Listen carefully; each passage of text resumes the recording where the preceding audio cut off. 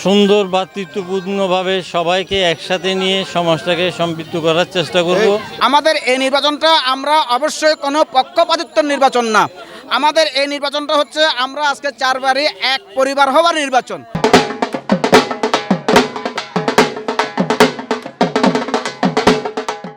মধ্যম রামপুর ১ নং পানির কল সমাজ কল্যাণ পরিষদ কার্যকরী কমিটির নির্বাচন 2026-2028 ইংরেজি উপলক্ষে শেষ দিনের প্রচারণায় ব্যস্ত সময় পার করছেন বিভিন্ন পদে প্রতিদ্বন্দ্বিতা করা প্রার্থীরা। নির্বাচনী প্রচারণার শেষ দিনে নানা আয়োজনের মধ্য দিয়ে ভোটারদের কাছে গিয়ে নিজেদের পক্ষে ভোট প্রার্থনা করেন প্রার্থীরা।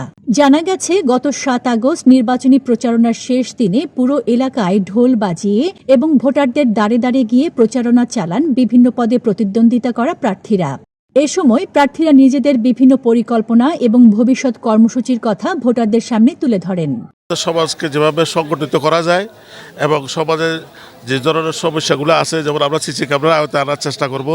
সমাজে যদি কোনো ধরনের গরিব আর্থিক সহযোগিতার কারণে বিয়ে দিতে পারতেছে না, আমরা সমাজে যৌথভাবে চেষ্টা করি, যতটুকু আমাদের সামর্থ্য কুলায় অতটুকু আমরা ওদেরকে সহযোগিতা সাহায্য সহযোগিতা করব।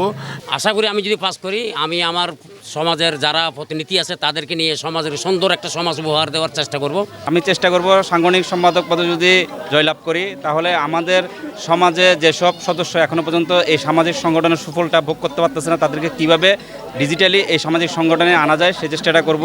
প্রচারণাকালে প্রার্থীদের কর্মী এবং সমর্থকদের মধ্যে ছিল উৎসাহ উদ্দীপনা। পাড়া মহল্লার বিভিন্ন সড়ক এবং অলিগলিতে প্রার্থীদের পক্ষে প্রচারণা চালাতে দেখা যায়। অনেক প্রার্থী ভোটারদের সঙ্গে সরাসরি কথা বলে তাদের বিভিন্ন সমস্যা ও প্রত্যাশার কথা শোনেন এবং নির্বাচিত হলে সেগুলো সমাধানে ভূমিকা রাখার আশ্বাস দেন।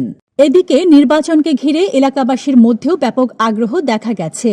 ভোটাররা জানান, তারা প্রার্থীদের যোগ্যতা, সততা, সামাজিক কর্মকাণ্ডে ভূমিকা ও এলাকার মানুষের পাশে থাকার মানসিকতা বিবেচনা করে ভোট দেবেন।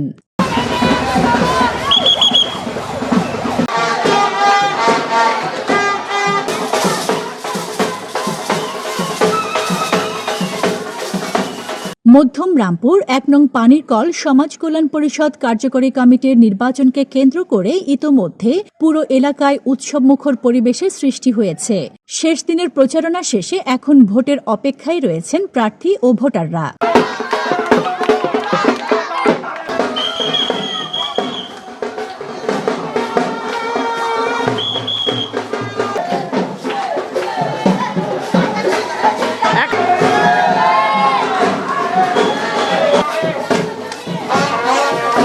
মোহাম্মদ আলমগীরের তথ্যচিত্রে ডেস্ক রিপোর্ট, নিউজ ডে 24।